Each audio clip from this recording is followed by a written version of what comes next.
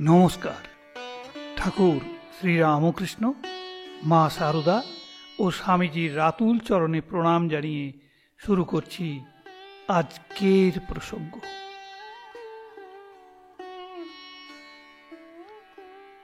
সেই অধর সেনের বাড়িতে বঙ্কিম এসেছে। বঙ্কিম মানে বঙ্কিমচন্দ্র চট্টোপাধ্যায়। এসেছে ঠাকুরকে দেখতে। ঠাকুরের মতোই যাঁর মন্ত্র বন্দে মাতরম।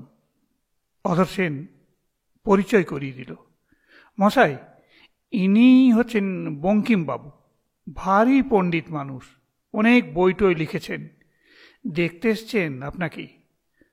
ঠাকুরের চেয়ে বছর দেড়েকের ছোট বঙ্কিম তাকালেন একবার চোখ তুলে, সহাস্যে বললেন, বঙ্কিম, তুমি আবার কার ভাবে বাঁকা গো? আরে মশাই, জুতোর চোটে, বুঝলেন না, জুতোর চোটে, সাহেবদের জুতোর চোটে বাঁকা। না গো, তা কেন? আমি তোমাকে চিনেছি। ও কথা বলো না, ও কথা বলো না। তুমি কৃষ্ণ প্রেমে বঙ্কিম, তুমি কৃষ্ণের ভক্ত, কৃষ্ণের ব্যাখ্যাতা, কৃষ্ণ রহস্য বিবেত্তা।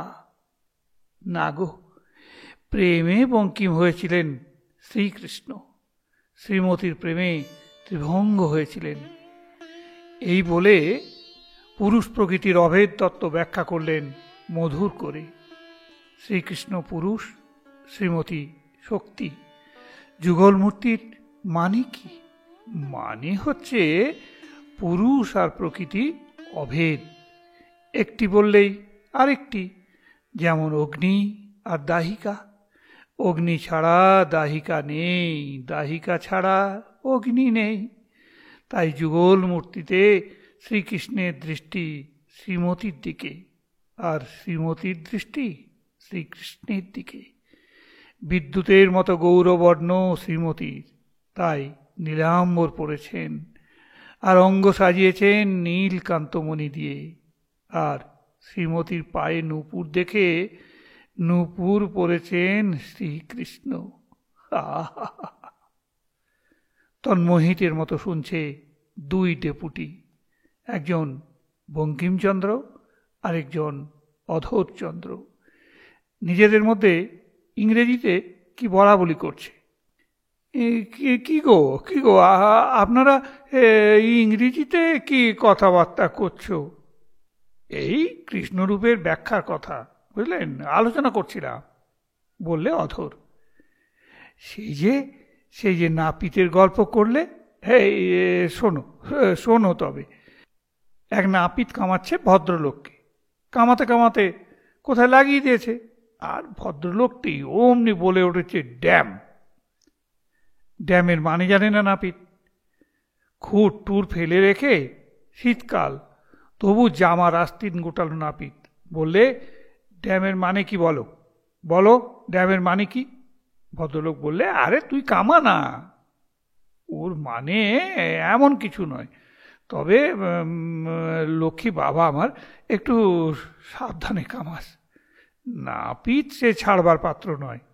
চোখ পাকিয়ে বললে, ড্যাম মানে যদি ভালো হয় তবে আমি ড্যাম, আমার বাপ ড্যাম, আমার 14 পুরুষ ড্যাম। আর ড্যাম মানে যদি খারাপ হয় তবে তুমি ড্যাম, তোমার বাপ ড্যাম, তোমার 14 পুরুষ ড্যাম। শুধু ড্যাম নয়, ড্যাম ড্যামা ড্যাম, ড্যাডেম ড্যাম। কি মহানন্দ শিশুর মতো বললেন সরল গল্পটা, আর বলবার এমন অপূর্ব কৌশল যে দুই সহকর্মী হেসে উঠল উচ্চ রোলে। আচ্ছা মশাই, এই এমন সুন্দর আপনার কথা, আপনি প্রচার করেন না কেন? প্রশ্ন করল বঙ্কিম। প্রচার? মঞ্চে দাঁড়িয়ে হাত নেড়ে বক্তৃতা করব, না খোল ঝুলিয়ে বেরোবো শোভাযাত্রায়, নাকি ইনিয়ে বিনিয়ে লিখব আত্মজীবনী? হ্যাঁ, প্রচার প্রচার, ওগুলো অভিমানের কথা। যিনি চন্দ্র সূর্য সৃষ্টি করে এই জগৎ প্রকাশ করেছেন, তাঁর প্রচার তিনিই করবেন। মানুষ ক্ষুদ্র জীব, তার মধ্যে কি সে প্রচার করে বলতো? তবে তিনি যদি সাক্ষাৎকার হয়ে আদেশ দেন তাহলেই প্রচার সম্ভব। সে আদেশ, সে চাপরাস কজন পেয়েছেন? হ্যাঁ, নইলে আদেশ হয়নি, তুমি বকে যাচ্ছ। যতক্ষণ বলছো লোকে বলবে, আহা, ইনি বেশ বলছেন। তুমিও থামলে, তারপর ভেঙে যাবে সভা, কোথাও কিছু নেই।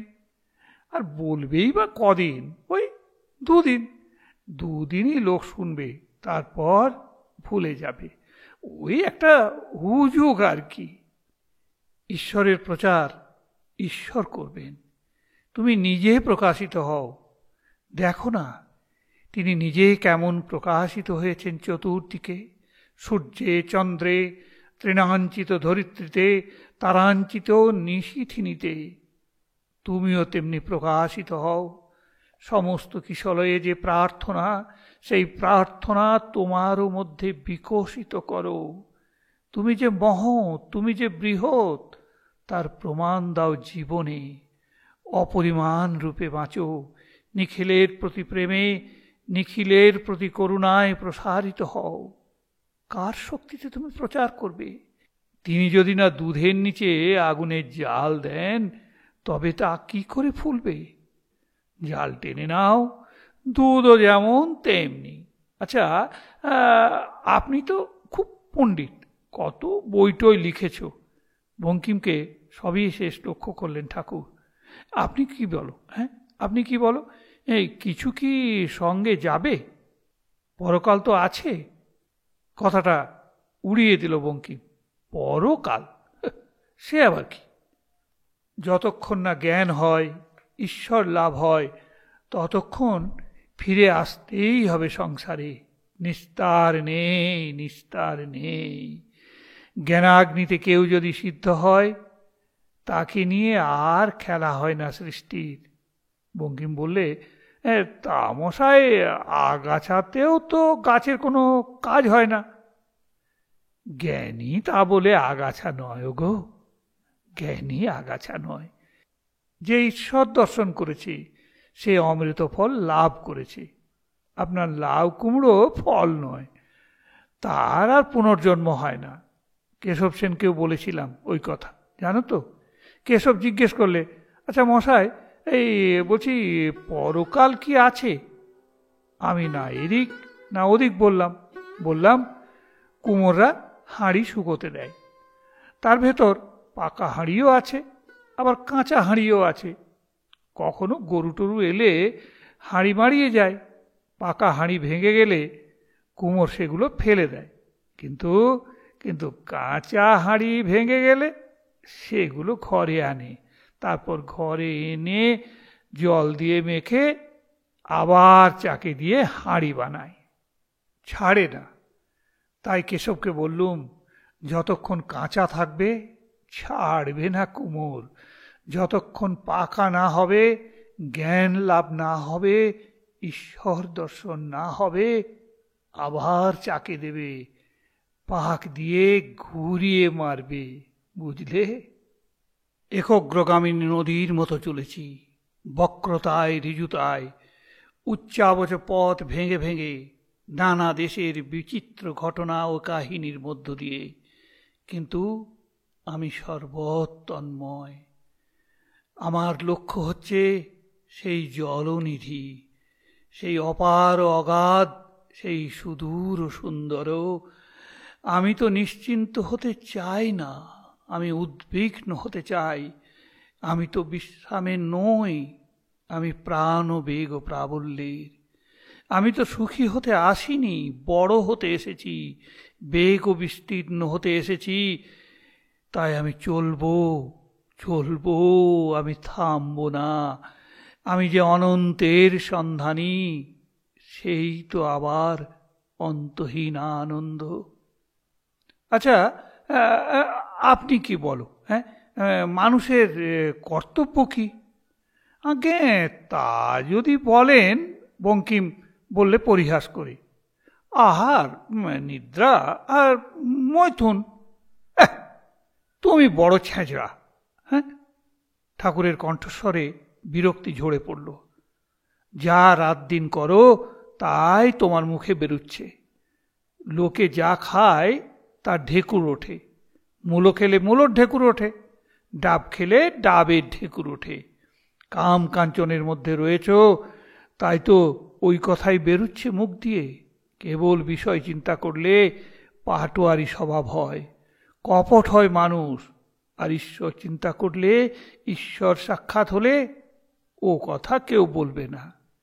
এক সাধুর কাছে এক রাজা এসেছে।